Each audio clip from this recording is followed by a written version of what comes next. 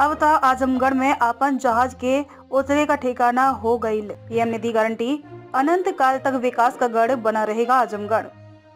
प्रधानमंत्री नरेंद्र मोदी ने मंदुरी एयरपोर्ट का महाराजा सुहेलदेव राज्य विश्वविद्यालय आजमगढ़ की जनता के हवाले करते हुए युवाओं को साधा, तो वहीं गन्ना किसानों के पुराने दर्द को बयां कर किसानों को साथ जोड़ा।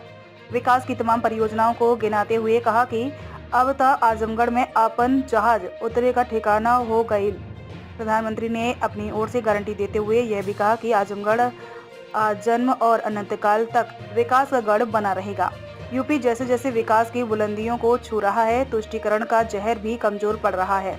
पिछले चुनाव में आजमगढ़ के लोगों ने दिखा दिया कि परिवारवादी लोग जिसे अपना गढ़ समझते थे, उसे दिनेश जैसे एक नौजवान ने ढा दिया। इसलिए परिवारवादी बौखलाए हुए हैं, आए दिन मोदी को गाली दे रहे हैं। पूर्वांचल को साधने के पीछे मुख्य वजह यह भी है कि आजमगढ़ सदर व लालगंज की सीटों पर वर्ष 2019 में हार और 2022 के उपचुनाव में भाजपा के दिनेश लाल यादव निरहुआ की मात्र 86,679 मतों से जीत का मतलब भी शायद मोदी को पता था। वह भी तब जब बसपा के शाह आलम उर्फ गुड्डू जमाली ने 2,66,210 वोट अपने पाले में कर लिया था।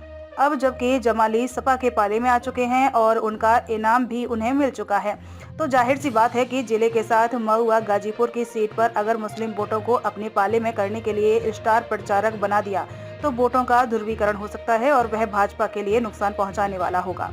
इसी को ध्यान में रखकर प्रधानमंत्री ने एक बार फिर आजमगढ़ में विकास कार्यों को गिनाते हुए अब की बार 400 के पार की बात, साथ ही विकास कार्यों की चर्चा करते हुए आजमगढ़ के साथ मऊ, बलिया और गाजीपुर को भी साधने का प्रयास किया। रेलवे के विकास के बहाने गाजीपुर और बलिया को साधना, तो विश्वविद्यालय के बहाने आजमगढ़ के साथ मऊ को भी ठीक से अपने पाले में करने का प्रयास किया।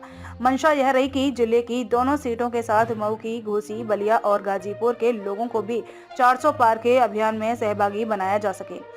बलिया, मऊ और गाजीपुर में नए रेल लाइन की चर्चा की तो उन्हें लगा कि कहीं आजमगढ़ के लोग नाराज ना हो जाएं, सो उन्होंने तुरंत जोड़ा कि यहाँ भी रेलवे का विकास किया जा रहा है। छोटे शहरों तक मेट्रो की सुविधा की चर्चा कर उन्होंने पूर्वांचल के 19 सीटों पर भी उन्होंने यहाँ तक कह दिया कि 140 करोड़ जनता ही मेरा परिवार है और यूपी की पूरी सफाई में आजमगढ़ को भी पीछे नहीं रहना है।